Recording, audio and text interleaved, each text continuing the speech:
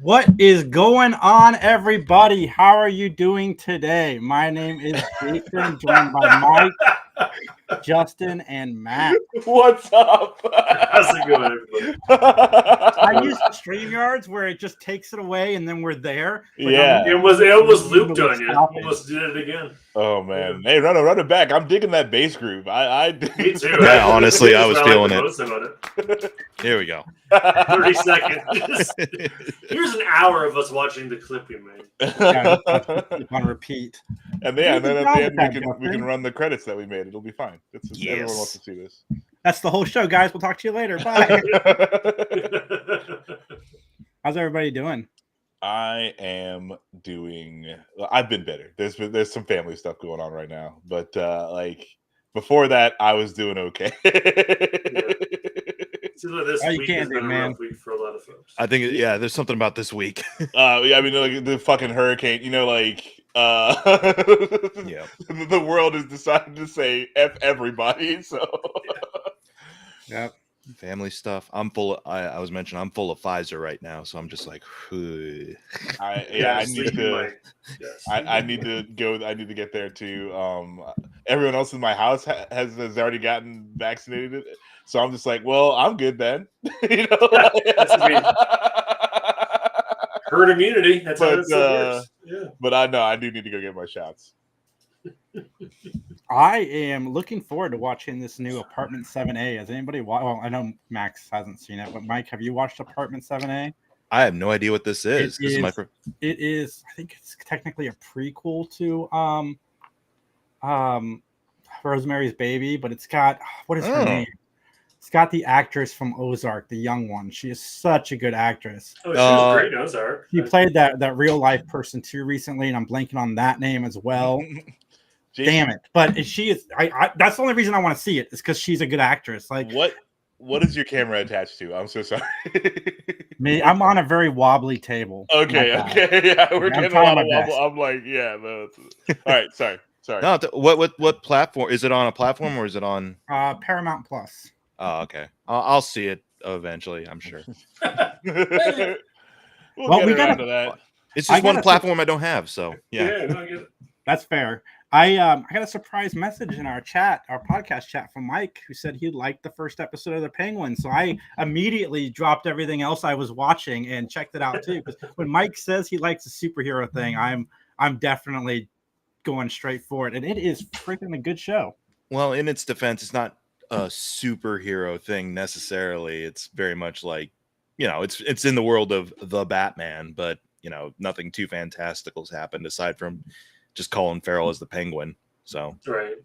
Yeah, and I said this in my short review. I'm not a Colin Farrell fan. Like I liked him in Horrible Bosses, but he wasn't really like the main attraction in that. And that I think is it. I think that's the only movie of Colin Farrell's that. Colin Farrell, he's been good in things, but I'm with you. I'm not a huge fan of his. Like I've seen him act very well. But also, I've seen him just be absolute dog shit in the movie. Well, yeah.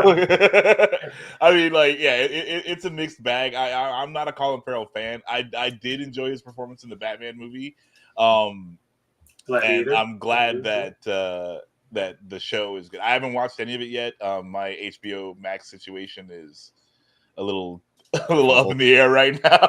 Yeah. But so I definitely do want to see it, but and I'm glad that you guys are enjoying it. That makes me happy. Just because. I'll agree. Like, I think he definitely, as you're saying, he's found his niche of being like a character actor now. Like back when he was like headlining a lot of movies, and I mean, he's a good looking dude, obviously, and things like that. But like when they were trying to tout him up as being like Clooney levels of like lead man material, I don't think that was really working out for him.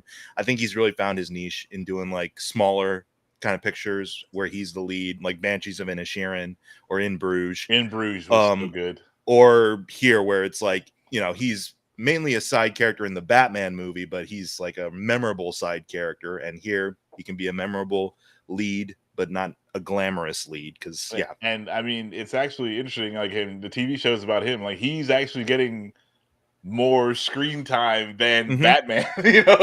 So that's really interesting. I feel that's going to be kind of the recurring thing week by week for people. Will be like, okay, we know this is supposed to be like Gotham Sopranos, essentially. It's about the gangs, it's about the mob, it's about his rise to power as a crime lord, so to speak. And Batman is doing what right now? Yeah, and I mean, like that because there. Did you read the Joker? I think it was Azzarello who wrote it. Yeah, I own that one. Yeah. So Batman's in like 8 panels of that, Mm-hmm. and it is so good. It's so good, and so I'm hoping like that's really what we get. Is sort of that sort of thing where it's like, okay, they might give you just a tiny, tiny bit of Batman, and that also shows that Batman is just a dude, Yeah. like He can't be everywhere at once. Yeah. So I like that. I hope that they play into that. Like, okay, Batman's an X factor that we have to work around, but like, I mean, not everywhere all at once. It makes sense too because like this show takes place like a week after the flood. Okay. In the movie, so he's got bigger fish to fry. Literally. So he's dealing with other stuff. I do like. Basically, I feel like this was the show Gotham was supposed to be originally. Like originally, I think the idea for Gotham was like it's going to be a more down to earth like show focusing on the crime and police element of things. And Batman will kind of be alluded to here and there. And then they suddenly switch gears and like, well, let's do a prequel instead. And that's what they ended up doing with Gotham. So I feel like this is what they originally intended to do with that premise. I wish that they would have not done what they did and apparently done this instead. Gotham was absolute dog shit. That was what a terrible, terrible show. Just a complete and total waste of time. Just butt cheeks. That show is so bad. The show is so bad. Well, then on a t-shirt. Butt cheeks. It wasn't very good. Like even I will say it was even Jason didn't like it. That's rough. It was. I feel it was definitely riding off the Smallville coattails of like, well, Smallville lasted for a long time. I'm surprised Gotham lasted as long as it did, but right. But 5 seasons, yeah. More recently, I've found that a lot of people really did like that show. I don't know what they were watching. More recently, I found that a lot of people are. No. Don't do it. I think what it was is that I dipped out after the first season because I'm like, okay, this isn't the show I thought it was going to be, and so I'm not really interested in following it. But from what I was hearing from people who were following, it was like, okay, it's embracing more of its goofier aspects. So down for that at least. They were down for watching it be goofy at least. I'm like, okay, fine. If people have fun with it being goofy, that's fine. Because Batman. Would you guys want another Adam West Batman? You just mentioned goofy. Like, would you want Adam West level? Yeah, absolutely. I'm totally down for a campy version of something, but like, it has to still be good. Like, it just because I mean, like, and again, the thing that got me about Gotham was there was just like little. It was like panning for gold. Most of the time when you're panning for gold, you don't get anything. And then every now and again, you'll see that tiny little gold fleck. And you're like, yes, this is worth it. But but no, we were panning for fool's gold with Gotham. Like, in every, I'm going to say 2 episodes, maybe 3 episodes, there would be one just like genuinely good idea. But then they buried that underneath a bunch the kid they got. That kid who plays what's his name in those Star Wars games now, the kid who played not Joker but is the Joker. Oh, right. Yeah. Like he was really good. Like he was a revelation when he showed up. Yeah, I wasn't watching. I wasn't watching that. No, I got Fish Mooney and then the crappy I remember penguin. Fish. I remember Fish. I didn't mind that penguin. He was okay. Yeah, I mean, yeah, he was all. Yeah, it was just whatever. But he was Gotham's Penguin, therefore bad. This Penguin is good. Go check out the Penguin. The new episode drops Monday, I believe. But I'm not even that far behind. Okay, good. I took Tony to see Batman Forever at the theater. You should have heard his review. I'm going to get there. And I went into it. I had not seen the movie. Maybe since the 90s. It's been a long time since I've seen Batman Forever. So I went into it like, God, I remember going to same movie theater. I took him to see it. I'm like, I remember going to see this. I remember Max and I loving this. I remember I might have had a bootleg on VHS of this at one point, and I was so excited. This movie is like a cringe fest from start to finish. Oh yeah. And when we left the theater, and I've never heard Tony like really complain about a movie. He's a lot like me. He finds the good in most movies, but he's like, it's like two different people made that movie. And I said, dude, it really is, because Val Kilmer, I think, is great as Batman. I like him a lot as Batman. I like his performance as Bruce Wayne. He's the only one in that movie. Like, everybody else is in something completely different. Nicole Kidman the entire time is just horny and wanting to seduce Batman or Bruce Wayne, whoever's pants she can get into. That's the pants she wants to get into. Jim Carrey and Tommy Lee Jones are like trying to out Jim Carrey each other, which is I love Jim Carrey. Like, I still love Ace Ventura. I can watch those movies. I can still watch Dumb and Dumber. I can still watch The Mask. I don't know that I'll ever be able to watch him in this again, because I love the behind the scenes stuff that was revealed later. Jim Carrey like said on Howard Stern, what was it, like Tommy Lee Jones pulled him aside. He's like, I can't stand you. like just outright hates him. Like, I do like that. I appreciate someone being upfront with you, though. Like, hey, you're not my cup of tea. You know, like, he will not he won't sanction this type of buffoonery or something like that. He said like that? I won't sanction this type of buffoonery. I can't remember what it was. If somebody ever said that to me, I would have to ratchet my buffoonery up to like 15, like fuck 11 even. I mean, A, yes, but B, also I'd respect the level of like articulation of like, I guess. Like, my buffoonery is high. I agree with you on some points, Jason, where it's like Val Kilmer, I feel, signed up for a completely different project and still want to do that project going into, you know, his shooting schedule. I enjoy the film for what it is. Like, as I've gotten older, I've realized like it's really not that big a deal that Batman and Robin and Batman Forever don't live up to Tim Burton's Batman or Batman Returns, but like, it's a weird hybrid of the 60s sensibilities with Tim Burton sensibilities, except missing some essential elements that kind of made those versions work. But for a dumb action movie, I think it's fine. Like, it's perfectly fine. I mean, it was obviously a Schumacher movie. You know, like, oh yeah, he took it. You know, it had all the neon. Like, everyone hates Batman and Robin because, like, when you sit these two movies next to each other, Batman Forever shines. But like, as those of us who were going through it, remember Batman Forever with this like fondness of like, no, this movie isn't terrible, but it was terrible. Like, it's just.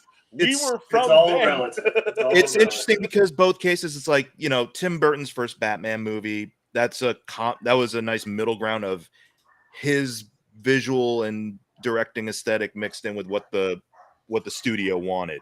And then they were like, okay, we got a hit. We trust you, Tim. Go all out on the next one. And he went all out on Batman Returns. And what? And then they were like, okay, maybe that's a little much. For the third one, let's bring in someone else and let's come to another middle ground. And so Batman Forever is like the middle ground of Schumacher in the studio. And then they're like, people, I guess, are okay with this version. Schumacher, go out on the next one. And so he did. So, but also he was like, well, I was mandated to sell toys for Batman and Robin.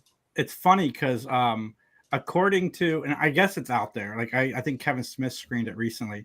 There is a cut of this Batman Forever. Oh yeah, darker, way darker. Schumacher wanted to make, because Schumacher can make good movies. We've seen him do it before, and it's studio interruption. They're like, no, we want to do this, and this, and they cut out a lot of stuff. I'm kind of curious to see the darker version of this movie. Honestly, me too. Yeah. It is.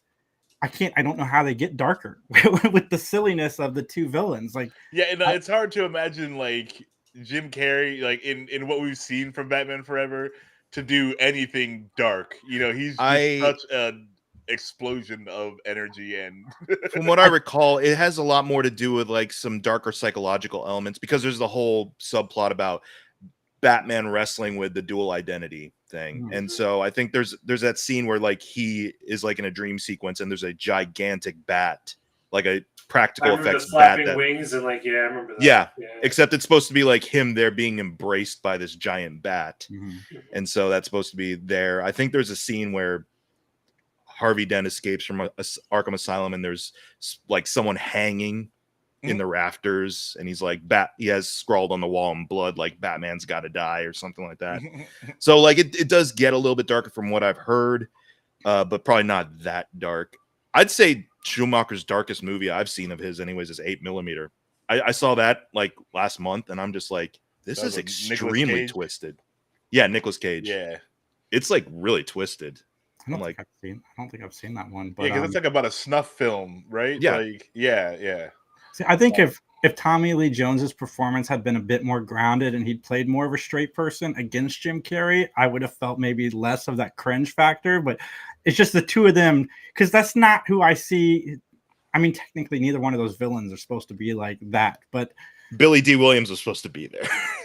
Yeah. Okay. Can we get a shout out to Billy D? I would have loved to see Billy D's actual Two-Face. That might have been good. And Marlon Wayans was the original Robin before Tim Burton was. Get the fuck out of here! No. But instead, how old is Chris O'Donnell in that movie, Matt? He was only like 48 when he made that movie. He was still young. Yeah, I'm trying to figure it out in the movie. AARP cards in the mail. Yeah, I'm like, how old is his character supposed to be? And they're like, well, he mentions 85. college. I'm like, okay, so he could be in his early 20s. Why do I gotta go live with this dude and his old butler? Yeah, I'm an adult. I can't. They did say, "Come stay with me until you can get on your feet." So, I mean, there are moments where you know that it's more of a roommate situation than a. But yeah, 40-year-old Robin is rough, very, very rough.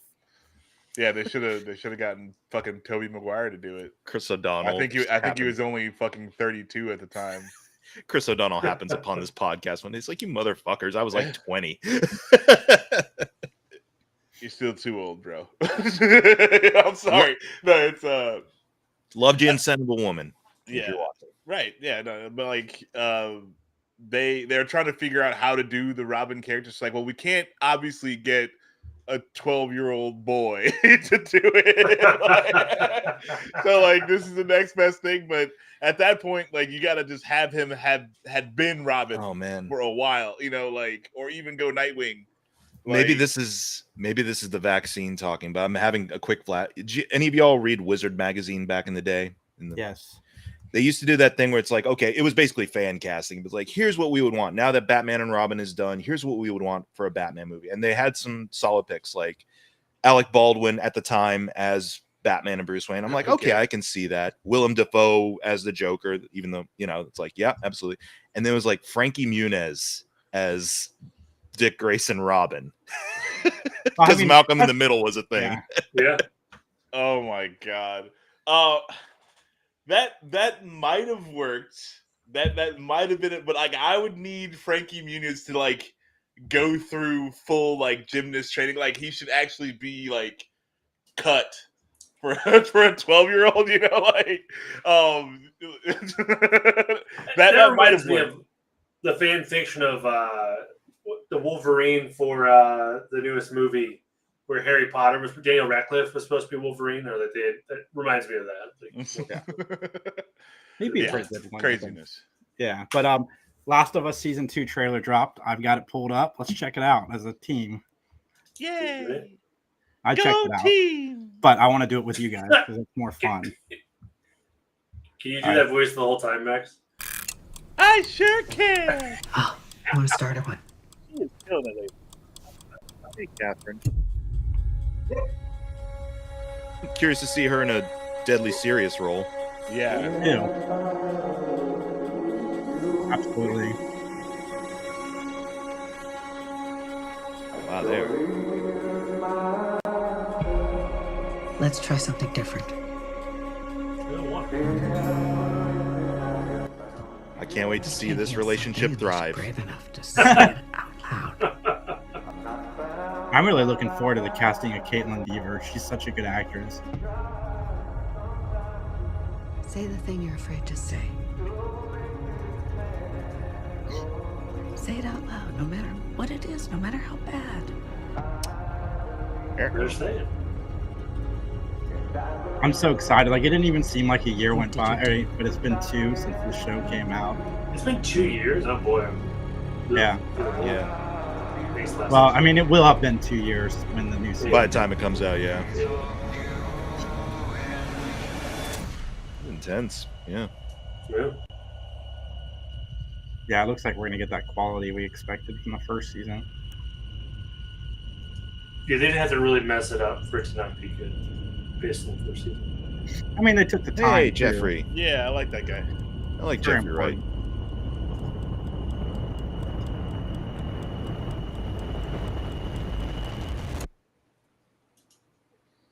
Solitary Tear. It's gonna be I like that afternoon ABC special music right there. With the... I was about to say, it feels like we're like watching a western. Well, I mean, that's a whole side thing in the game is you do guitar riffs. A little bit of Guitar Hero in the middle of the zombie apocalypse game. Well, yeah, I've seen people do like really elaborate like things on there. Like people post their videos of like being able to do Stairway to Heaven on just like the touchpad. I'm like, cool. oh, okay, cool. Yeah, you have. I mean, like, I'm impressed, but also like, this is how you spend your time. I mean, I have no room to talk about. No, like it's a perfectly good waste of time. But I'm just like, how long did it take you? I go fishing in Red Dead Redemption all the time. I never do any of the main missions. Dude, I bought Call of Duty Black Ops and played Zork more than I actually played Call of Duty on that disc. Text-based game I could play on my phone. I played on my Xbox. I want a fun Dead Rising. If we're gonna go back to zombies, I'd like to do a Dead Rising TV show. Dawn of the Dead. Yeah. So we were in Monroe, and somebody recommended the show From during the Three Geeks panel, and Justin started watching it. And Justin's like, "Dude, you got to watch this. It's really good." So with my post-breakup boredom, I popped on From. And wow, it is a really good show. It is a really good show. I really dug it. I like the horror. I didn't realize there was going to be so much horror in it. It's Lost meets horror because it's the same premise as Lost, but try to be scary. Yeah. What's it called? From FROM. FROM. Yep. So Lost and then From. Okay. So. Because it's to the producers of Lost, I think. It's very similar. From a producer, Jack Bender, who was more of a director than a producer. Yeah. I feel like they're just putting together like a Grover segment through their show titles. From. It was really well done. So far, I'm only at season 2, Justin, but the reviews for season 3 just dropped, and it's at 100% right now. So I have not watched season 3 at all, so I'm looking forward to it. I just haven't spent the money for MGM. I'm very bummed out that they bait and switch me, right? They let you watch the first 2 seasons on Prime, then all of a sudden season 3 comes out. They're like, "No, there's a paywall here now." Oh, good. That's how they get you, man. The first couple are free. I know. Have we talked about Transformers 1? No. We talked about the trailer. Okay. Yeah, weeks ago. And you both have seen it, right? Yes. Now I know you guys remember what I had to say. I was not excited. Yeah, you dunked on that thing so hard. Yeah, my wife's dragging me to it. Wrong. I was wrong. I thoroughly enjoyed Transformers 1. It is a solid flick. You guys heard what I had to say. That's how I went into the movie. I was not expecting a whole lot, and it gets you. Like I was shocked. No, I really had a good time. I want to go see it again just to make sure. But so Transformers 2. Yeah. 89% on the tomato meter. So yeah. It's pretty sweet. But it was so solid. The nitpicky things that I can do, like I kind of don't like. I still don't like that they made Optimus and Megatron like best friends that like took 2 separate paths, but they did that okay. It was done well enough. Was the fact that he's still a truck bothering you? The fact why is he a truck on his home planet? Yeah. Yes, that still bothers me, but like they have like jet planes and the other cars are around, so like however they got to car design, everyone's there, so I guess that's okay. Maybe that's where we learned car design, Max. Was Yeah, from, maybe yeah, that's they'll retcon that, but they are called Autobots. But I said that I thought it. No, they do a really good thing with the Autobotness, because they say like every robot is autonomous. Oh, they're the Autobots. It is Trixie. So yeah, they hey, it's a 12 parsec workaround, but I'll take it. I mean, if I hadn't looked down at my phone and seen, hey, somebody in your party bought you tickets to see Transformers 1, I probably never would have saw Transformers 1, because I thought the trailer looked awful too. I thought the acting in the trailer, the first trailer, I don't think I saw the second trailer. Maybe I did. I can't remember. But the acting, I was like, this is like a PS1 bad cutscene in a movie, like acting level. I don't want to see it, but no, it is really good. I was really shocked. It's my solid. Personally, I like Bumblebee more, but that's more of a personal thing. But I mean, there's an argument that this is the better movie. Like, it is really, really, really well done. I didn't think I was gonna like the the friendship change in the middle. I thought they handled it the best they could. Yeah. For the premise that they were going with, it was done as well as it could have been done. And could they have chosen a better premise? Yes. I thought the voice acting would be distracting. It wasn't. No, There's only a few moments where you can hear the Chris Hemsworth of it all, but for the most part, it felt like I was watching Megatron. But I really loved Bumblebee. Bumblebee was the standout in this for me personally. Like, oh my god, the jokes landed. It's hilarious. Yeah, that's what's his name. That's Keegan-Michael Key, right? Yes. Oh, nice. Yes, it's so good. It's so good. Yeah. No, yeah, it gets a little like dark. It gets real. Like, there's heart to it. It is everything that I thought it wasn't going to be. I was impressed. I'm kind of like sad that I'm telling you guys that I liked it. Like, I kind of want to send you in the movie theaters like, oh, I fucking hated that movie. It was stupid. Just so you could like kind of have the same experience that I had, where it's just like it got me. It's a solid flick. Yeah, those are my favorite movie experiences, is when like you think it's gonna be bad and all of a sudden it's like, I was like, oh wait, no, I like this. Because it's like the movie has come so much further than the movie that you figured you were gonna like going into it. Like when they first like get you off of your preconceptions and then make you like the movie, it's a whole other thing, and it adds so much to the experience. And I mean, like, the movie doesn't even have to be like great. It's just that it wasn't terrible. Right. Is it going to see it in theaters worthy? Like, for those yes, folks who listen? Yes, I would go see it in theaters. It's definitely, and you can take your kids. So it works if you're bringing the family or not. It's just a solid flick, and I would definitely see it in the theaters if you have the option. Just because it's a big. I mean, it's animated, but it's like it's a big deal movie. They botched marketing on this thing. That's why it's not doing so well in the box office. But I recommend. I've been telling everybody, please go see it in the theaters, because it's one of those movies that you should check out. It's hands down better than the fucking Michael Bay ones. Like, it's better than any of the Michael Bay. Like, okay, good. But that's kind of a low bar if we're going to talk about it. Yeah. But I mean, if you enjoyed the Michael Bay ones at all, or if you enjoyed any piece of the Michael Bay ones, like you're gonna dig this. Like, it's not bad. Well, I guess it's time for my doubting Thomas put on full display here. I enjoyed Beetlejuice for what it was. Oh, yeah, me too. I thought I had a real fairly decent time at it. Yeah, like it was all right, and like I mean, I really liked what they did with Dad. What they had to do with Dad. Yeah, you're right. Like, I was like, how are they gonna play this? And I feel like they nailed it. That was so good. Yeah.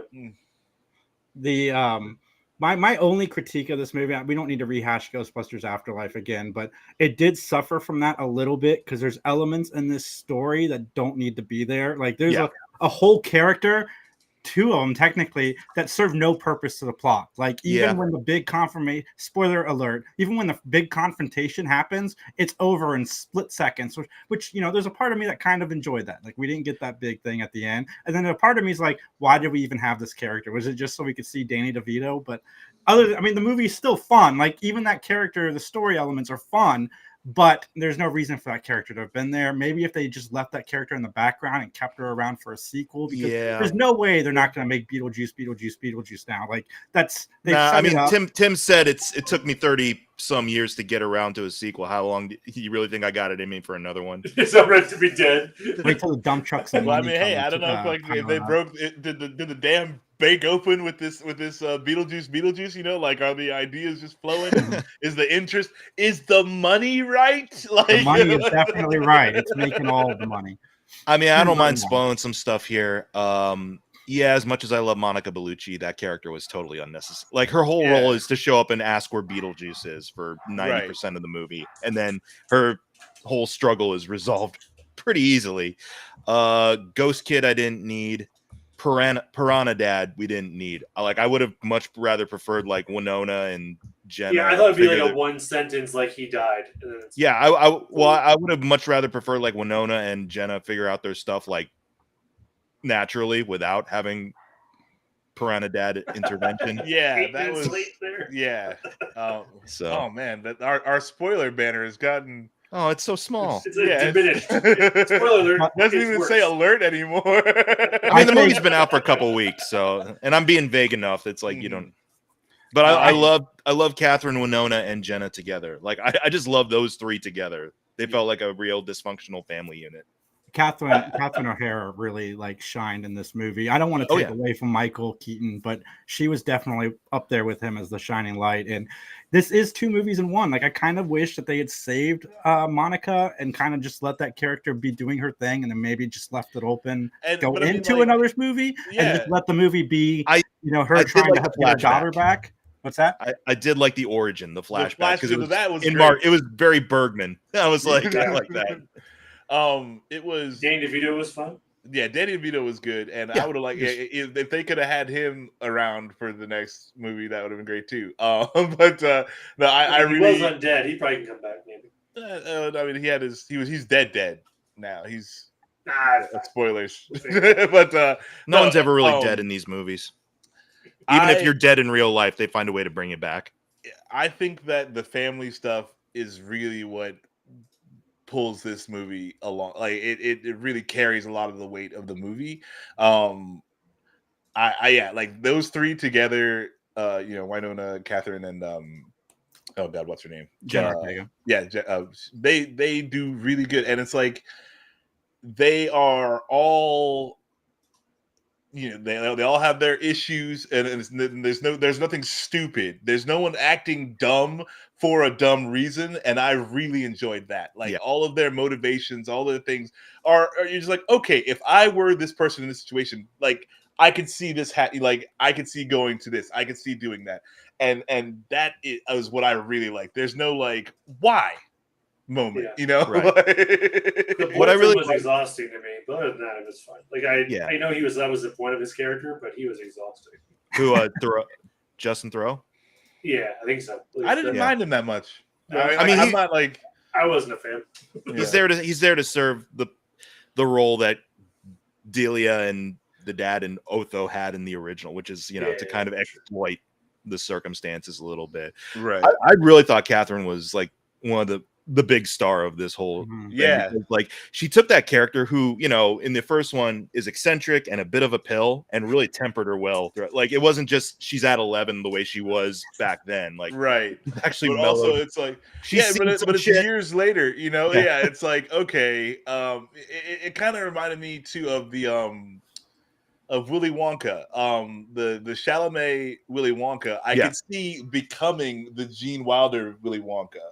He's not already there yet. Yeah, and in the same way when the first movie, she's still that person, but she's obviously been through some stuff now, and she's an actual mom to Lydia, where they couldn't stand each other in the first movie, and now Lydia's actually like listening to her on stuff. Like Lydia was a petulant child, it's and she was a bit much. Like it's that tension and the way that they kind of like, okay, like they are used to each other. They've been with each other for years and decades now. This is how they would act. I thought that was very, very well done. And I really did love unnecessarily grotesque and cruel way they dealt with the dad. Yeah.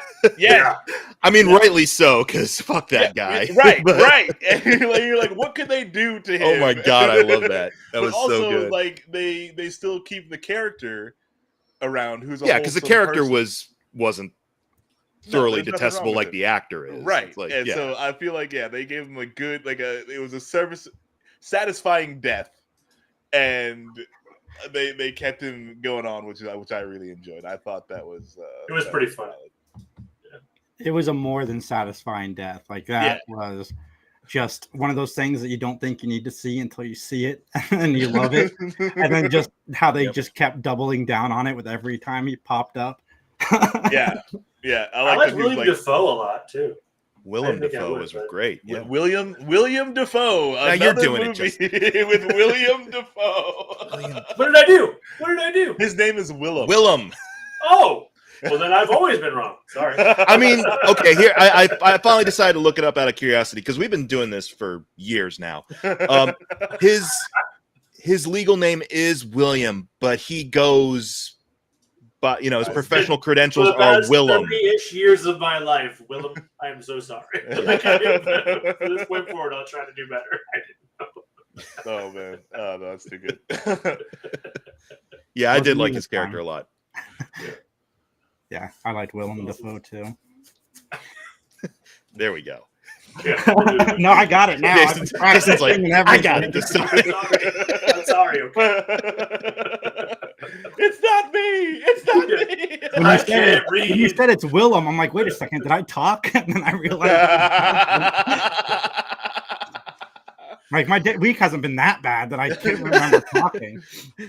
Oh man, Jason no longer has control over like the thought to speech process. Like it just happens. A lot of CTE in his life. Yeah. Before we get into Mike's fun with AI, I have Reed. So what happens when a single human error sets off a tragic ripple effect? Based on the celebrated novel, witness the aftermath of one surgeon's split-second decision that alters her life forever in my new movie, A Mistake, now playing in theaters. I don't know why it says my new movie. Why is it your new movie? No. But anyway, guys, go check out Elizabeth Banks in A Mistake. And if you guys want to go see it for free, hit me up on social media at 3 Geeks Podcast, and I can get you a free Fandango ticket. Limited quantities available, so just say hi. Now, is that one that she's directing as well as starring in? I'm trying to... Let me see. That is a good question. Oh, no. Christine Jeffs is the director, but stars Elizabeth Banks. Okay. I like Elizabeth Banks. I can't wait for her to make Cocaine Bear too. She's got a really good range. You did a solid read there. I'm proud of you. Yeah, solid. Thank you. Interesting. We need good dramas out there. Good, compelling dramas. So go watch those. So Mike has really been blowing me away, guys, this month with like surprising takes. First it's Beetlejuice, and then the Penguin, and then he's playing with ChatGPT, which I never expected ever in a million years. Like it's called growth, Jason. Get used to it. It's called I needed coping mechanisms this week. It was when I took you to get your car, Justin. I was like, I can't believe Mike's playing with AI. Yeah, well, I mean, yeah, I found myself, not to get into specifics, obviously, but like I was dealing with my own stuff this week on and off, and was turning to some different places for distractions. And yeah, ChatGPT was there, and I'm just like, I'm finally going to see what this little thing is all about. And so, yeah, I did that and put in a bunch of different prompts. I put in some prompts about us, about the podcast. Those are sweet. What are some of those things? And yeah, it just got me thinking like, okay, this is fun for silly stuff. I don't want this to become the norm for like actual creative output. It's fun to just to spout nonsense on and see what the machine comes up with. I don't want this to replace actual writers, actual actors, or anything. Yeah. No, I use ChatGPT for similar reasons. I did it. Ace Ventura Goes to Elm Street, and then I also use it. I type a podcast description, and then I feed it through ChatGPT to see if it can make it sound better. But Yeah, that's the extent of it for me too, because I also don't want it to be a creative outlet. I don't want, because I've read those scripts. While they are funny that ChatGPT sends to me, it's not at all like good or great or anything I would want to see. I hated that. Like, I hated that one chat that it made, where it made me pro AI. I hate that. It's funny how everyone is pro AI in this. Yeah, really.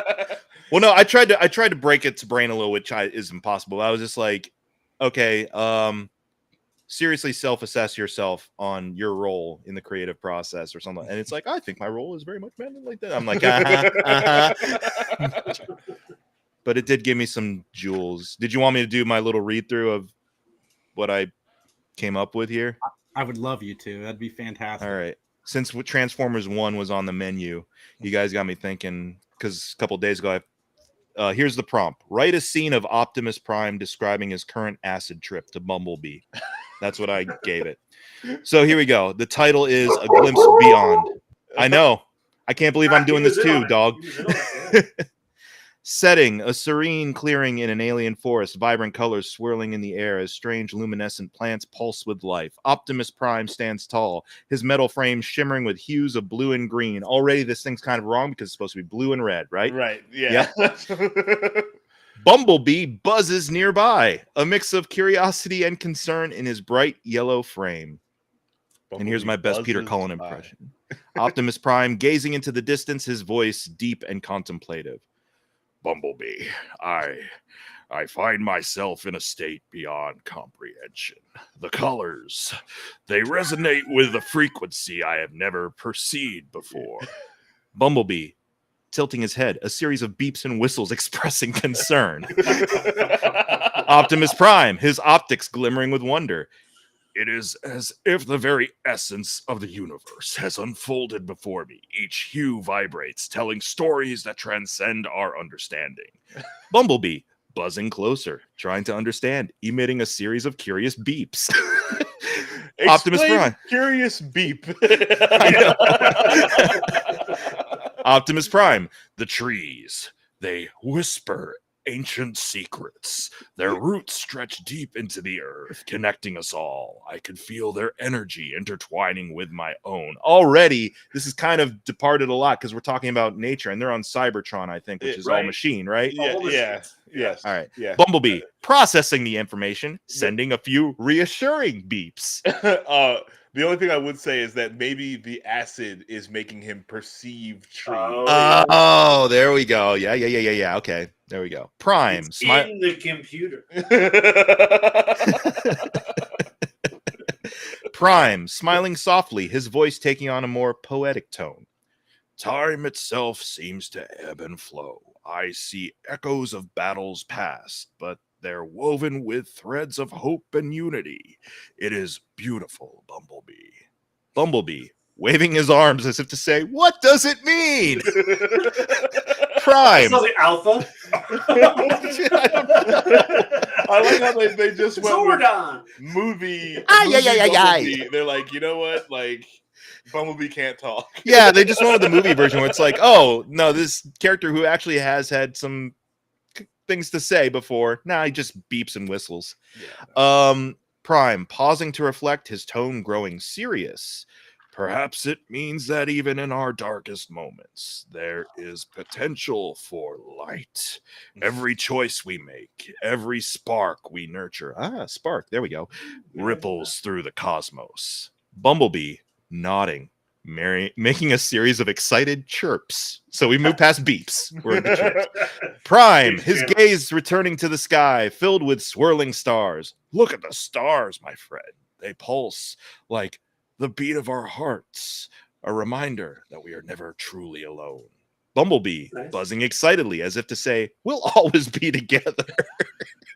Prime, with a hint of nostalgia, yes, together. In this moment, everything feels interconnected. Even the chaos of our battles. Each struggle is a note in the grand symphony of existence. B, humming softly, echoing the rhythm of Optimus's words. Prime, taking a deep breath because he breathes, his voice steadier. But I must remember, this vision is fleeting. We must return to our reality, where our mission awaits us. B, buzzing encouragingly as if to say, let's do it. Prime, smiling, a warm glint in his optics. Okay, so remembered it's a robot now. Then let us carry this vision forward, Bumblebee. Let it fuel our resolve and remind us of the beauty in our fight for peace. With a final lingering glance as the vibrant world around them, they turn together, ready to face whatever awaits them, their bond stronger than ever. A lot of the prompts, if you do like, say, write a scene of this, they wrap up, if it's between two people, it's like they turn to face each other, ready to face blah, blah, blah together. Like, I mean, it's a solid end there. Yeah. You just like, why not cut and paste? You can't. I mean, I don't mind that so much because those are fictional characters. It's the whole like, hey, replicate George Carlin. That gets to me. I'm like, nah, let's not do that. It is a slippery slope, Yeah, to say the least. Sure. That was fun. I really do enjoy your. That is not a bad Optimus Prime. I have a whole folder full of like the most out there ones I could come, like all the cryptids in the world congregated at Dave and Buster's, and the Loch Ness monster decides then and there to come out as pro-life. And I was like, write that scenario for me, and it did. Oh God, we should do that one. Yeah. I'll dig them up.